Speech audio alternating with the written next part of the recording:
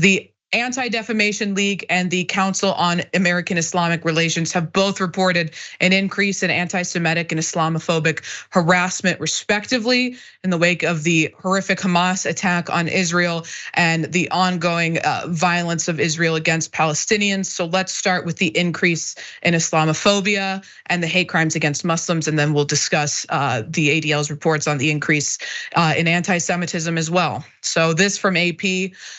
A spokesperson for the Council on American-Islamic Relations said Wednesday that the organization's chapters and national office had received 770 reports of bias-related acts between October 7th and October 24th.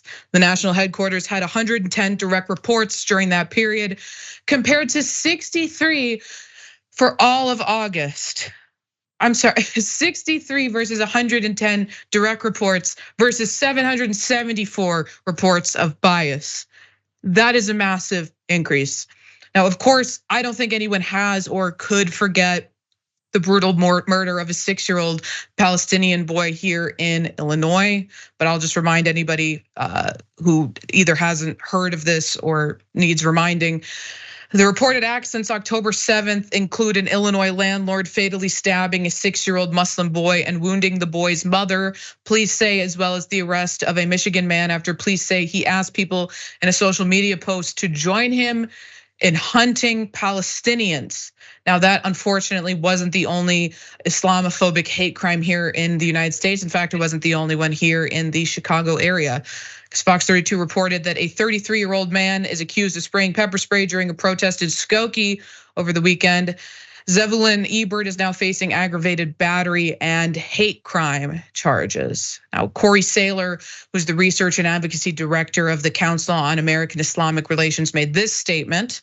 Says public officials should do everything in their power to keep the wave of hate sweeping the nation right now from spiraling out of control. And of course, that wave of hate sweeping the nation also includes a massive increase in anti-Semitic hate and anti-Semitic harassment, as well as the Anti-Defamation League reported and as AP News wrote. The ADL Center on Extremism reported in a statement Wednesday that the organization recorded at least 312 reports of anti-Semitic acts between October 7th and October 23rd, compared to 64 recorded during the same time period in 2022. Those reports included graffiti, slurs, or anonymous posting, as well as physical violence, such as a woman being punched in the face in New York by an attacker who the league said, "You are Jewish." And from a different report, there was a man dressed in traditionally Orthodox Jewish clothes in London who was assaulted by a man who targeted him based on his clothing. That man was arrested and also found to have a connection to a different hate crime where he assaulted a interracial couple on the basis of their being interracially married together in public. The report continues on. The 312 reports included 109 anti-Israel sentiments spoken or proclaimed at rallies. The Anti-Defamation League Center on Extremism found to be explicit or strong implicit support for Hamas and or violence against Jews in Israel, according to the statement. Lastly, protesters at several of the rallies used the slogan, "From the river to the sea, Palestine will be free," which the Anti-Defamation League and other Jewish groups have criticized as a call to dismantle the state of Israel. Many Palestinian activists say they are not calling for the destruction of Israel, but for freedom of movement and equal rights and protections for Palestinians throughout the land. And I'll say I have had a criticism of the ADL for a long time that statements in support of Palestinian liberation are often categorized by the ADL as anti-Semitism, which I disagree with.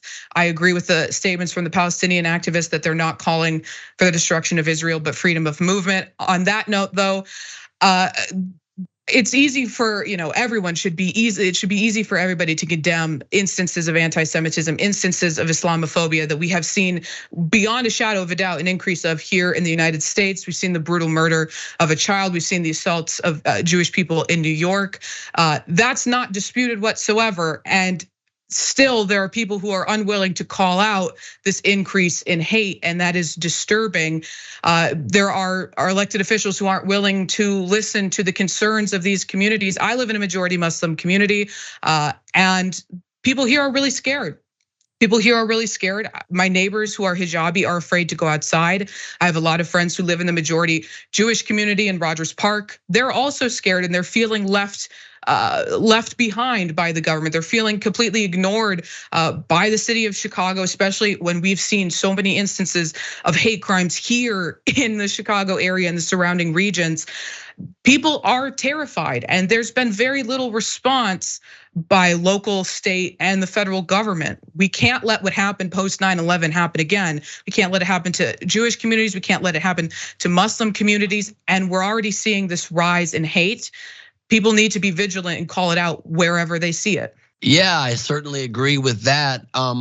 As to your statement about the Anti-Defamation League, counting pro-Palestinian statements as acts of aggression towards the Jewish community, I would say if the phrase is historically one, the slogan is historically one that calls for and means, because words do have meaning still, the annihilation of the state of Israel and the full removal of Jews from that area, maybe find a new slogan. Nazis can also rally and say, Jews will not replace us, and we mean just in our Christian club. Or Nazis can rally and say, it's about white power, and then just say, oh no, we just mean power amongst ourselves. You could also just choose a different slogan and not use the one that stirs up anti-Semitism and hatred towards the Jewish community if you don't want it to be misinterpreted. Because again, words have power, and phrases and slogans have history that I think needs to be respected if you don't want to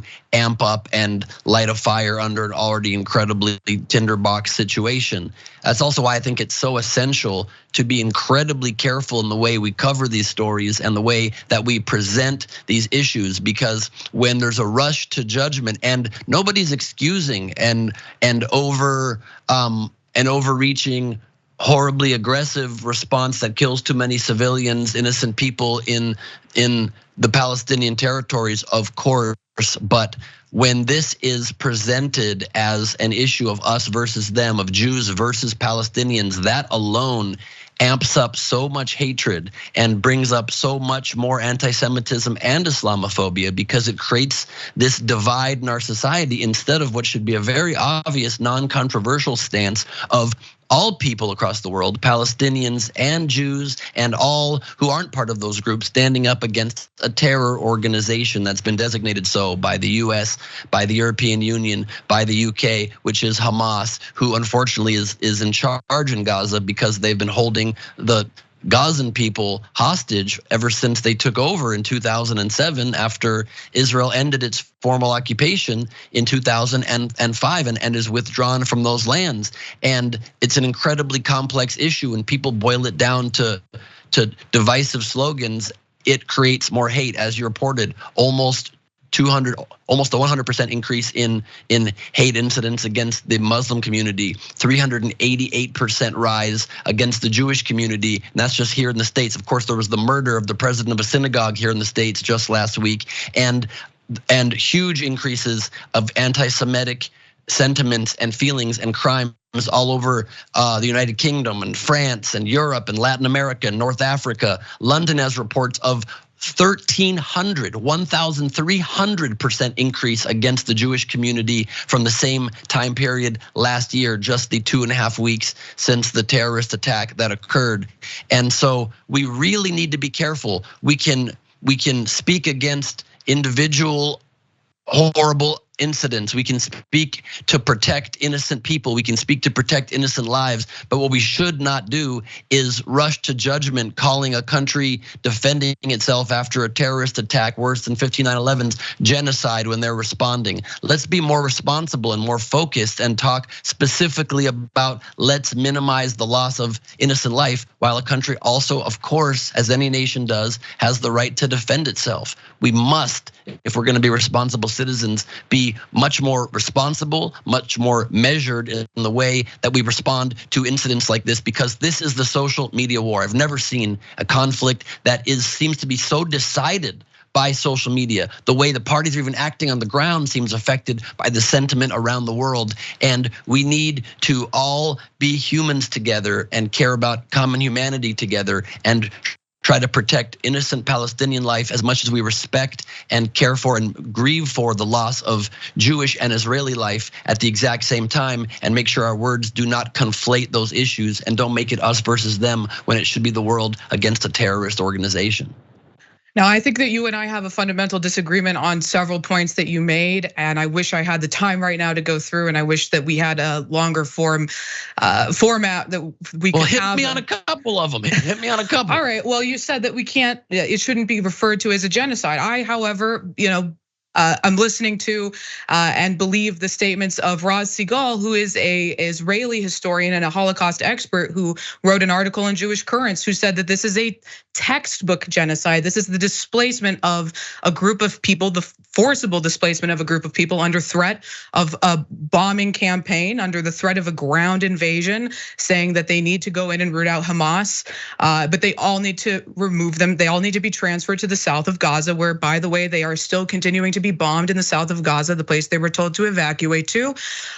He did classify that as a textbook case of genocide. And again, this is not, a radical agent of Hamas. This is an Israeli historian. This is an expert on the Holocaust who said this in Jewish Current. That's one thing. I mean, I already explained I disagree with the characterization of the statement from the river to the sea, Palestine will be free. Again, it's not necessarily the best format for us to go back and forth. We do have to go to a break, right?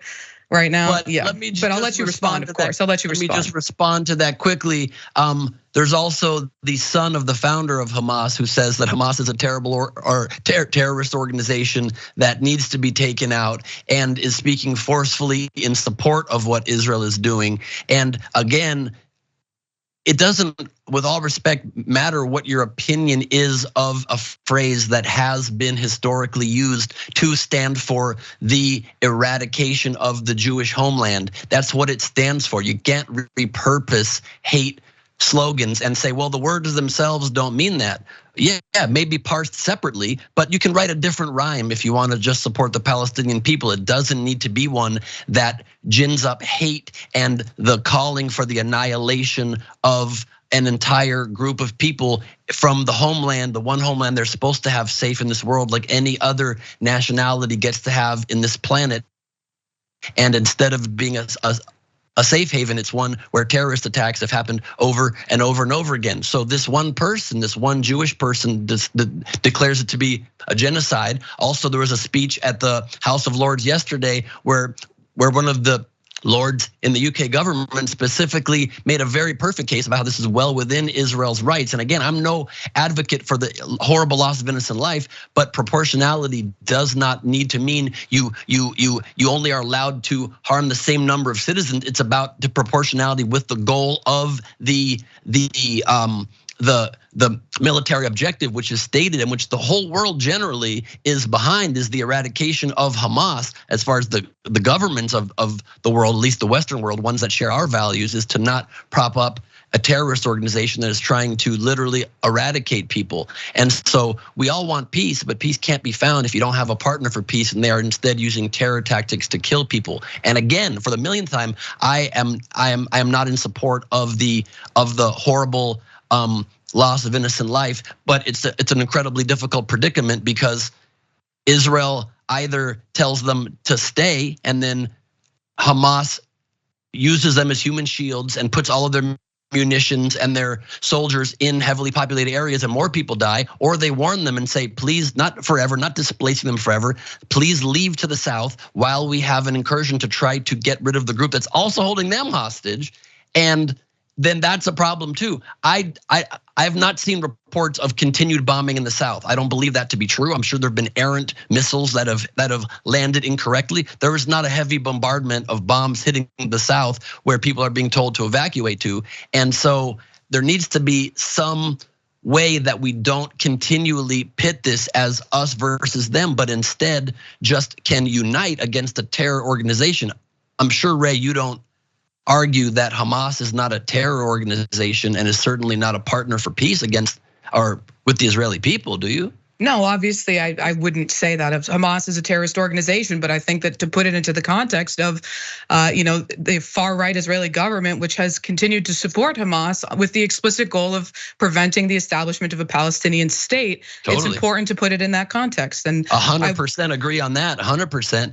And that's what happened. I disagree with it because Netanyahu did that to stop a two-state solution, which is disgusting. And he needs to go, and he should not be the leader of Israel, which is also a big part of why the Israeli people have been protesting against him. But at the exact same time, when you try to work with the leadership of Hamas, this is what happens when even working with them. So it's quite clear they're not a partner for peace when you prop them up, give them money, and try to make them more legitimized, and they go and slaughter your people in a horrific terrorist attack. That's not, obviously there needs to be a response, and we all wish that response could be better, but there still has to be change. And I don't know a better way to do it. And if you can suggest one, I would love to hear it. But if not, we're just stuck between a rock and a hard place in the oldest conflict, the most complex conflict, maybe in human history.